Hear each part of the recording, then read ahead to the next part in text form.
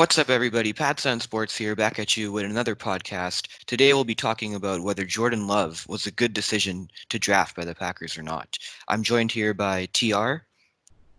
Hey guys. So, yeah, and it's KP as usual. So, I'm going to go ahead and give my pick first. So, I say Jordan Love. It's not really a good decision by the Packers to draft him, considering they have Aaron Rodgers. What about you? I like the pick. I was actually kind of hoping he would fall to them. Okay, so we got some disagreement here. I'll get into my argument. So when you look at the Packers from 2019, they went 13 and 3. Their offense was not entirely the best. They were ninth in points and 18 in yards, so it could be improved. It's basically barely top 10 or around 15 when you average those. And then their defense was a little bit better. They did pretty good this year, surprisingly, unlike usual. But the main problem I had with their roster was they didn't really have a speed receiver or a main receiver other than Devontae Adams. I mean, Jimmy Graham got released. Mercedes Lewis is very old now. Trevor Davis, Jake Kumaro, Irvin, Danny Vitale, Geronimo Allison, Alan Lazard, and Scantling, they all don't strike me as very good receivers. So the Packers haven't drafted an offensive player in the first round since Aaron Rodgers, which is a long time. So I guess the problem with that is they don't really have the offense to support a player in his prime like Aaron Rodgers if he is still in his prime. The defense is, I think it's not that bad. It's pretty good, but they could have improved by drafting someone. Now they got a quarterback, so I don't know what they're gonna do, especially considering they don't have a ton of draft capital in this draft. Yeah. So what do you think? Um, I see what you mean there with the receivers. I think they're quite bad, especially with losing their third receiver in Geronimo Allison. But they did sign Devin Funchess in free agency, so he Correct. should be a good addition. But I don't mind the pick because I think if you look at it, Brett Favre was 35 when they drafted Aaron Rodgers. And Aaron Rodgers is now 36. And if you watch the game against the Lions in week 17, he was not looking good in the first half. I mean, he pulled it together a little bit in the second, but I saw a lot of missed throws in that first half. And Jordan Love looks to have like the best upside of the draft this year. So I don't know. Okay. I think with some molding, especially under Rodgers, even if Rodgers refuses to mentor him, just being around him should be enough that he can pick up some moves and, yeah, learn from him. That's a very good argument. But what I'm gonna say there is the comparison between Brett Favre and Aaron Rodgers. I don't like it so much just because Favre was a different level of old back then. Like he looked bad. The playoff games he was throwing interceptions in. He was losing them games single-handedly. I don't think we can pinpoint Rodgers for some games that they lost this year. Like we can't say the 49ers loss was because of Rodgers. I mean, that's just they ran into a really good defense. Yeah, so that's for me. That's the thing. Like Aaron Rodgers hasn't looked bad, so that you would have to draft a quarterback to replace him. Whereas Brett Favre started to look bad at the end of his career in Green Bay. Yeah, for sure. I totally see what you mean there, but he's shown clear signs of regression, and I think that the Packers don't want to get to the point that Favre got to. They don't want to have to wait until Rodgers gets bad and then they have to draft a quarterback, especially when they see a quarterback that they like this year in Jordan Love. Yeah, it was said that Matt LaFleur would not let uh, Jordan Love pass up if it got to that. Yeah.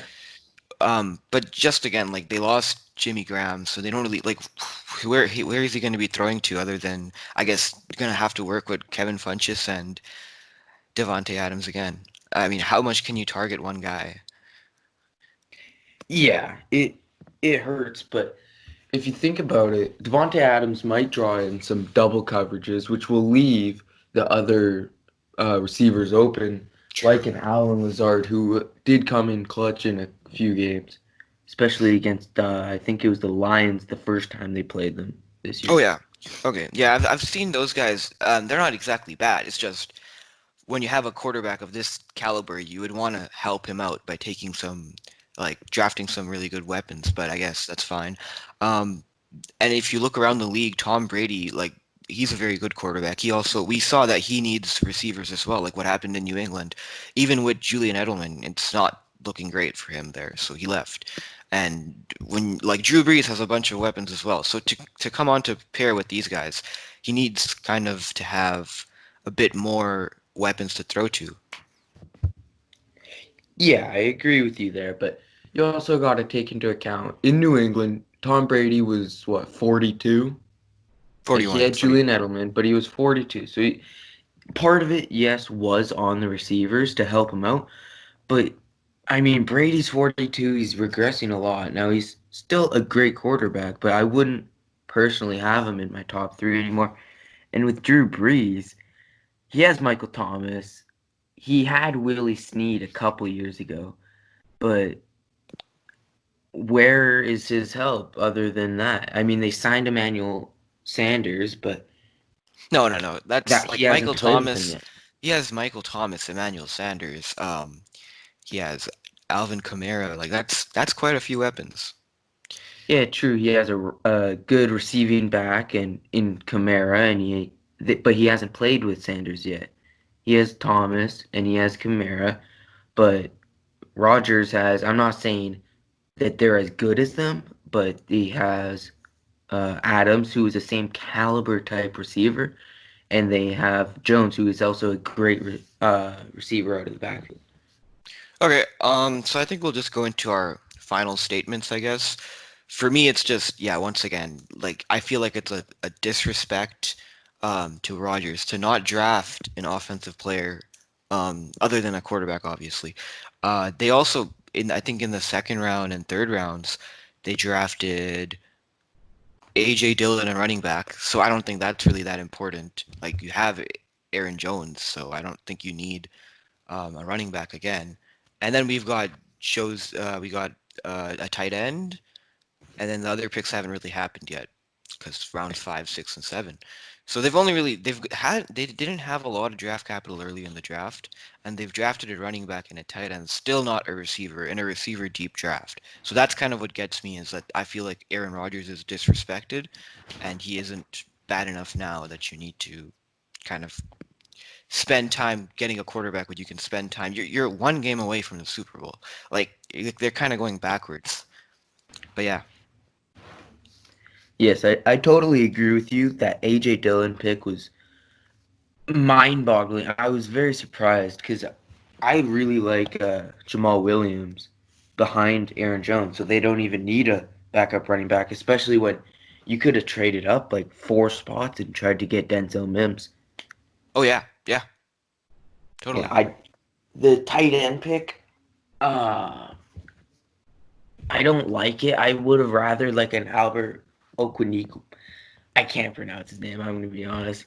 Albert Okwunibunam or something.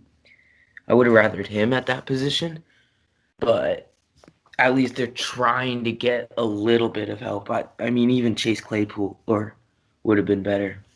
Oh yeah, but he went in the second round, right? Well, yeah. I was sorry. I was mentioning with AJ Dillon for the Chase Claypool. Oh, okay. Yeah, okay. Yeah, so I think that's it. You guys can leave in the comments below if you think TR was right or if KP was right with the take on Jordan Love and the Packers. So yeah, I'm just gonna sign off. See you guys later.